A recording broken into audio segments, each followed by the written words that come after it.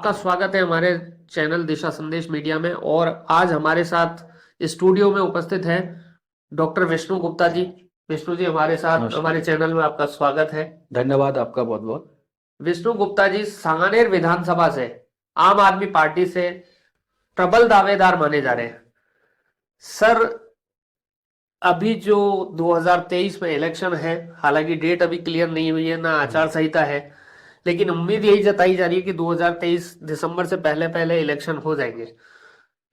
और राजस्थान की राजनीति में बीजेपी और कांग्रेस के बाद अब आम आदमी पार्टी भी पुरजोर तरीके से तैयारी में। और सांगानेर विधानसभा की हम बात करें तो सांगानेर विधानसभा से आप प्रबल दावेदार माने जा रहे हैं। किस आधार पे आप ये चुनाव लड़ना चाह रहे हैं सर?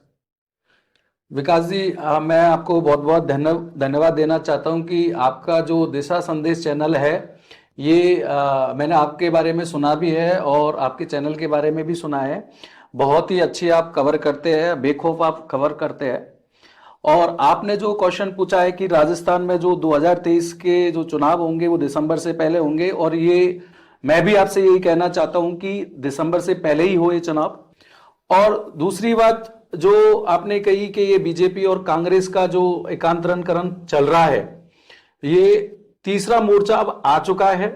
तो मुझे नहीं लगता कि अब ये एकांतरणकरण आगे चलेगा, क्योंकि जो एकांतरणकरण चला है, एक कहता है कि तू पावर में आ जा, पहले मेरा काम कर देना, दूसरा कहता है कि अब दूसरा तू पावर में आ जा, मेरा काम कर देना।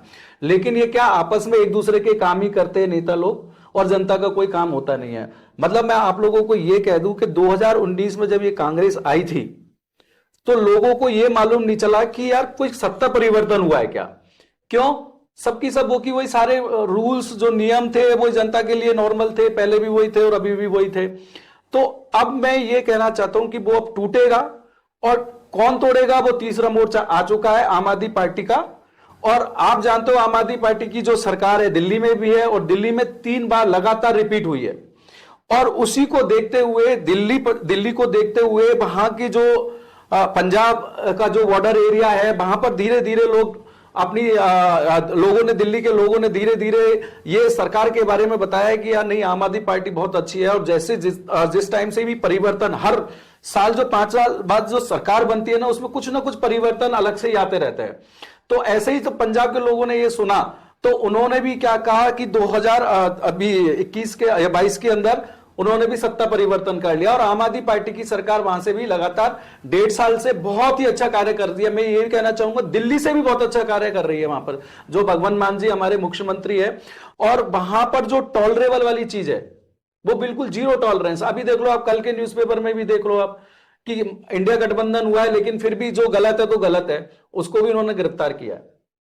सर, इंडिया गठबंधन की हम बात कर रहे हैं, आम आदमी पार्टी भी अब एक नेशनल पार्टी बन गई है। बिल्कुल।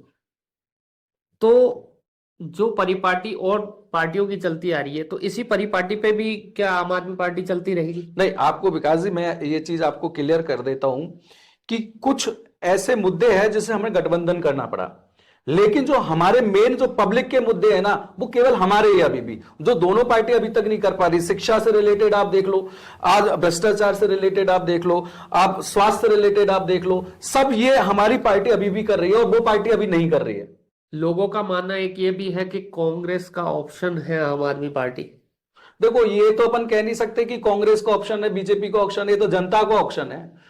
जनता जितना प्यार देगी आम आदमी पार्टी को, आम आदमी पार्टी उतना ही अच्छा कार्य करेगी। हालांकि आपका अभी गुजरात में भी बेहतर प्रदर्शन रहा, और उसके बाद वोट बैंक के आधार पे आपको नेशनल बिल्कुल सूची में आपको शामिल किया गया। बिल्कुल एक नेशनल पार्टी घोषित की गई आम बिल्कुल। आदमी पार्टी। हम आ रहे हैं हमारे विधानसभा सांगानेर की ओर। हम बात कर रहे हैं सांगानेर। सांगानेर विधानसभा जो कि एक ब्राह्मण सीट मानी जाती है, और आप एक वैश्य समाज से हैं। हालांकि अभी जो हमारे विधायक हैं वो भी वैश्य समाज से बिलोंग करते हैं, तो बिल्कुल।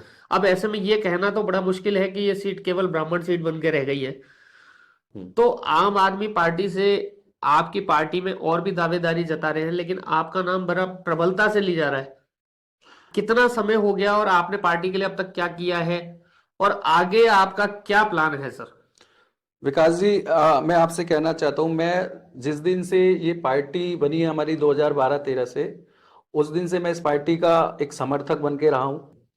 लेकिन अब मैं 2022 से मई से प्रबल रूप से एक्टिव पर्सन रहा हूं और मैंने पार्टी के कई आंदोलनों में भाग लिया है। कई बार मैं जेल गया हुआ हूं, जयपुर की 5-6 जगह जो एसएचओ बैठते हैं वहां पे मैं गया हुआ हूं, थाने के अंदर।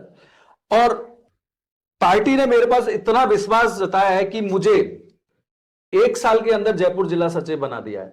तो आप समझ सकते हो कि ये पार्टी ने मेरा काम देखा और जनता भी मुझे बहुत प्यार दे पार्टी के रही लिए है। आपने काम किया, ऐसा क्या हुआ अचानक से कि आपने भी उम्मीदवारी जता दी कि मैं भी विधायक के लिए एक बार उम्मीदवारी करके देखता हूँ? बिल्कुल, आपने सही क्वेश्चन पूछा है।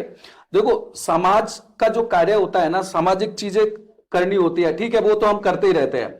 लेकिन समाज का कार्य जब सरकार नहीं करती है, हम लोग बार बार में सरकार के पास जाते हैं तब भी जनता का कार्य नहीं होता है, तो हम लोगों को कहीं ना कहीं ऐसा ठेस पहुंचता है कि यार हम तो बिना कुछ सोचे समझे और कुछ चीजें पाने के लिए तो आए नहीं, हम जनता की सेवा करने के लिए आए हैं, फिर भी काम नहीं हो रहे, तो हमको लगता है कि नहीं, अपन को उस जगह एक तीर मारना चाहिए जहां से वो जनता के डायरेक्ट कनेक्शन में आए।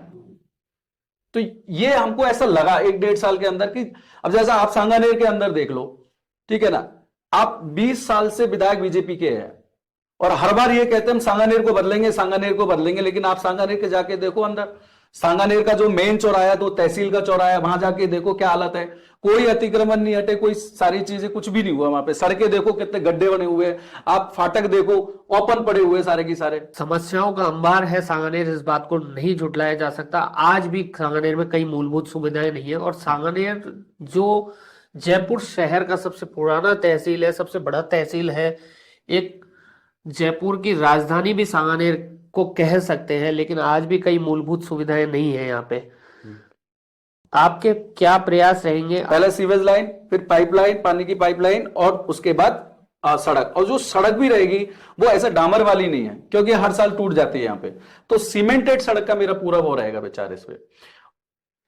सीमेंटेड सड़कों में भी अभी बात करें हम, कई जगह बड़ी मिलावटी माल मिलाया गया, सड़कें टूट गई, 2 से 5 महीने 6 महीने के अंदर सड़कें टूट गई, कई जगह पे देखा गया। तो हम ये भी नहीं कह सकते कि सीमेंटेड पक्की होती है सर। नहीं सर, इसमें मैं आपको बात बताना चाहूंगा, टूट कैसे जाएगी, कहीं ना कहीं अपन इन्वॉल्व होते हैं। भ्रष्टाचार मतलब आप जो मटेरियल लगाते हो, कहीं ना कहीं अपन इन्वॉल्व होते हो उसमें पैसा ऐंठने का, इसलिए तो वो टूटती है।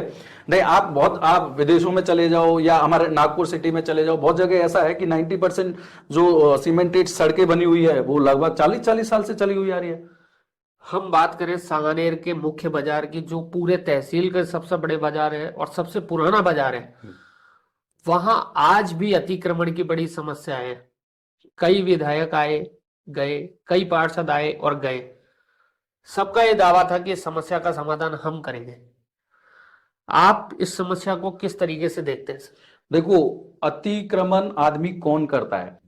अतिक्रमण का कहने का मतलब हम ठेला पटरी वाले के लिए बात करते हैं, क्योंकि वही रोड पे अपना ठेला पटरी अपने जीवन यापन के लिए वो लगाते हैं, कोई चोरी करने के लिए तो नहीं लगाते।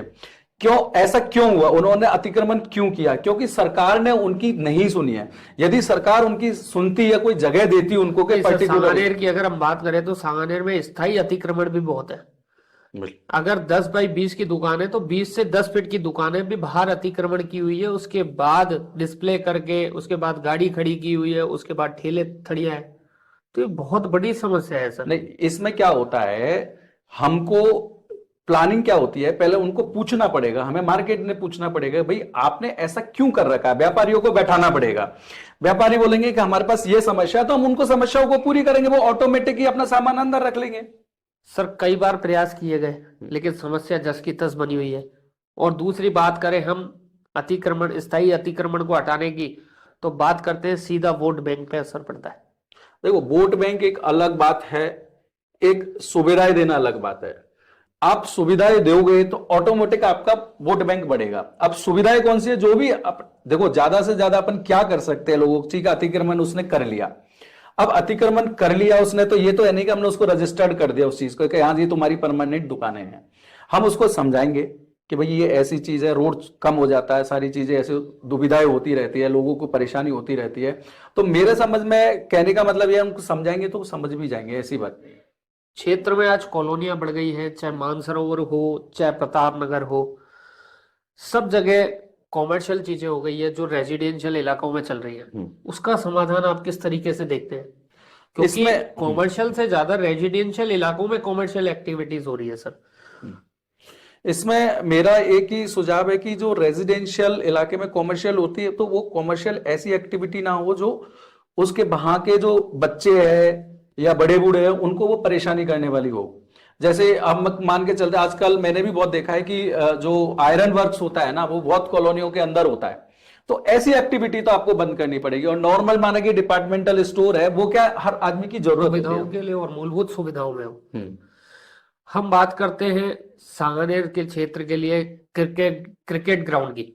क्रिकेट ग्राउंड कहीं भी नहीं है, एक सांगानेर का स्टेडियम है जहां पे भी मूलभूत सुविधाएं नहीं है। मैं इस पे पहले भी चर्चाएं कर चुका हूं और मैं कह भी चुका हूं, यहाँ के जो लोकल विधायक है सबको भी बोल चुका हूं कि जब तक खेलेगा नहीं ना सांगानेर, तब तक बढ़ेगा नहीं नहीं, सांगानेर। इसी को लेकर प्रोग्राम भी किया था विधायक साहब ने। विधायक साहब ने किया है प्रोग्राम, वो वोट बैंक के लिए किया है। अब आपने उस टाइम तो स्टेडियम को यूज कर लिया, और यूज करने के बाद आपने फिर से वही सेम। तो कहने का मतलब आप उसको यूज कर रहे हो, आप उसको डेवलप नहीं कर रहे हो। आप उस स्टेडियम को ऐसा डेवलप करोगे कि दूसरा कोई भी बंदा आता है तो वहां पे खेल सके। हम बात करते हैं सांगानेर विधानसभा की, क्योंकि स्थानीय हैं हम लोग और विधानसभा की बात चल रही है, विधानसभा के चुनाव भी नजदीक है। सांगानेर विधानसभा में और क्या सुविधाएं आपकी पार्टी की तरफ से आपको लगता है कि हमारी घोषणा ये रहेगी विधानसभा के लिए, वो बिल्कुल। क्या है सर? जो मेरा जो पॉइंट्स है, कई 6-7 पॉइंट्स है जो मैंने सोच रहा हूँ उन पे सारी चीजें, और उन पर अमल भी करूंगा। सबसे पहला जो एक्चुअल में अपन को लोग बाग अपना Aadhaar card, PAN card, voter ID card, इनके लिए क्या बहुत मशक्कत करते रहते हैं, घूमते रहते हैं, लेकिन उनका बनता नहीं है। तो मेरा ये रहेगा कि सबसे पहले हर घर के अंदर जाकर, डोर टू डोर जाकर, घर टू घर जाकर लोगों की ये सारी सुविधाएं, जो सरकारी सुविधाएं मिलती है, उनको पहुंचाऊंगा। क्योंकि वो सरकारी सुविधा यदि सरकार दे रही है और उन तक नहीं पहुंच रही है, तो इसका मतलब देना और नहीं देना एक बात हो गई। दूसरा मेरा ये रहेगा कि जो ठेला पटरी वाले हैं बेचारे, मैंने आपको पहले भी बताया था ये चीज कि वो खुद आते हैं तो अपने रोजगार के लिए। देखो, हमारे राजस्थान की राजधानी जयपुर है, जो भी हमारे पेरी पेरी पे गांव में रहते हैं तो सबसे पहले उनको रोजगार का जैसे ही याद आता है तो वो जयपुर सिटी आती है, ठीक है ना। अब वो जयपुर सिटी आती है तो इतना तो पैसा उनके पास है नहीं है कि वो अपना पहले प्लॉट खरीदे या दुकान किराए पे ले या सामान उसमें लेके आए। तो सबसे पहले वो क्या अपना एक जुगाड़ करते हैं रखने के लिए, सामान को रखने के लिए, जिसको हम ठेला बोलते हैं, वो जुगाड़ करते हैं। और उसके लिए वो एक जगह ढूंढते हैं कि हाँ इस जगह ज्यादा लोग आते हैं तो वो हम पे लगा देते हैं। तो ऐसे धीरे धीरे धीरे क्या वो अतिक्रमण होता जाता है। लेकिन इस चीज को रोकने के लिए मैं पहले ही सरकार से हर वार्ड के लिए एक ऐसी जमीन प्रोवाइड करवाऊंगा, जैसे जयपुर चौपाटी एरिया बनाए ना इन लोगों ने, ये जयपुर चौपाटी बड़े लोगों के लिए तो बना दिया, लेकिन छोटे निम्न स्तर के लोगों के लिए, निम्न स्तर के व्यापारियों के लिए कोई सुविधाएं नहीं। हाँ बिल्कुल। तो अपन को वो मार्केट बनाना पड़ेगा, या ठेला पटरी मार्केट या कुछ ऐसा नाम दे सकते हैं जैसे हर वार्ड में एक लग जाएगा। जैसे कि दिल्ली के अंदर भी आम आदमी पार्टी ने कुछ जगह डिसाइड की हुई है कि उस जगह पे उसको बोलते हैं कुछ कि एक मार्केट है, वहां पे सभी के लिए निम्न स्तर के व्यापारी वहां पे काम कर रहा है। तो इस तरीके से आप ये सांगानेर विधानसभा के लिए। बिल्कुल। आपराधिक दृष्टि से भी अगर देखा जाए तो सांगानेर में लगातार अपराध बढ़ रहा है, बिल्कुल। उसकी रोकथाम के लिए आप क्या प्लान? उसकी रोकथाम के लिए एक ही है, सबसे पहले हमारा सांगानेर जो विधानसभा वो बहुत बड़ा एरिया है, और यहाँ पर जो पुलिस थाने है वो कम है, 3 से 4 ही है, एरिया बहुत है, कंडेंस एरिया है।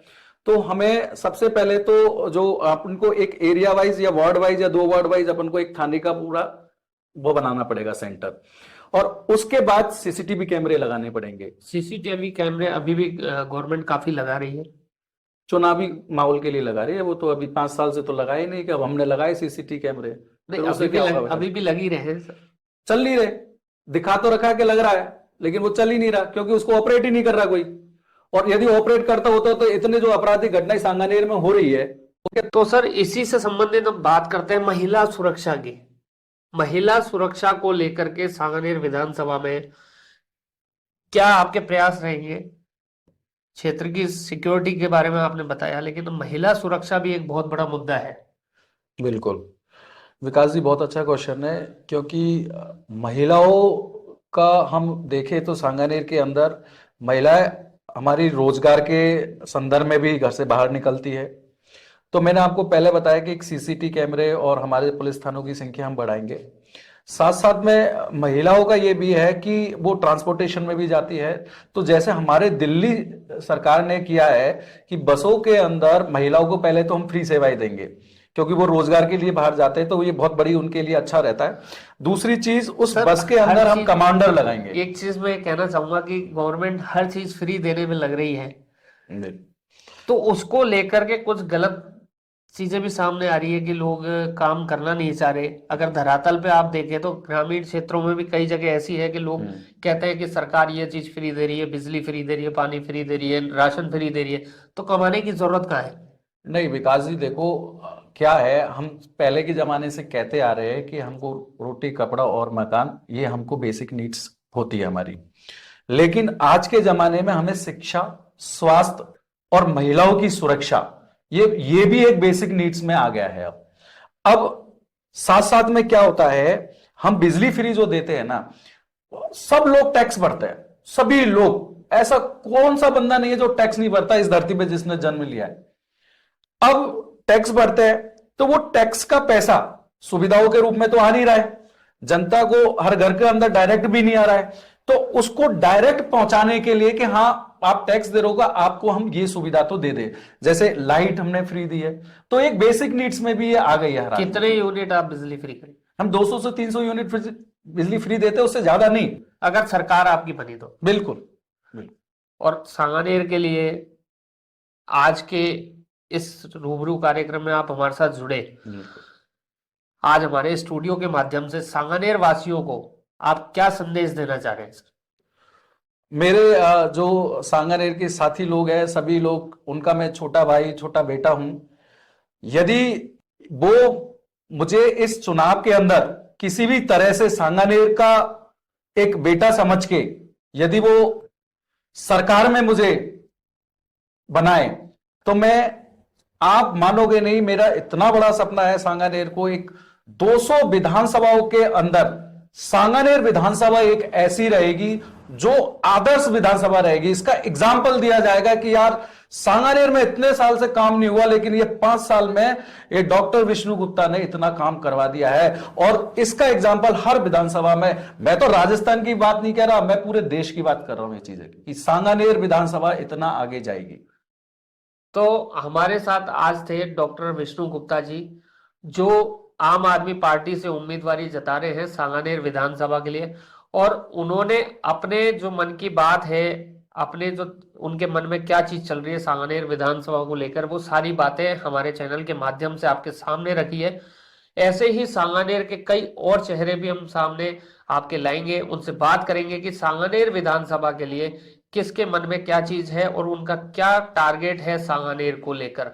जुड़े रहिए दिशा संदेश मीडिया के साथ और हमारे चैनल को सब्सक्राइब करना ना भूलें।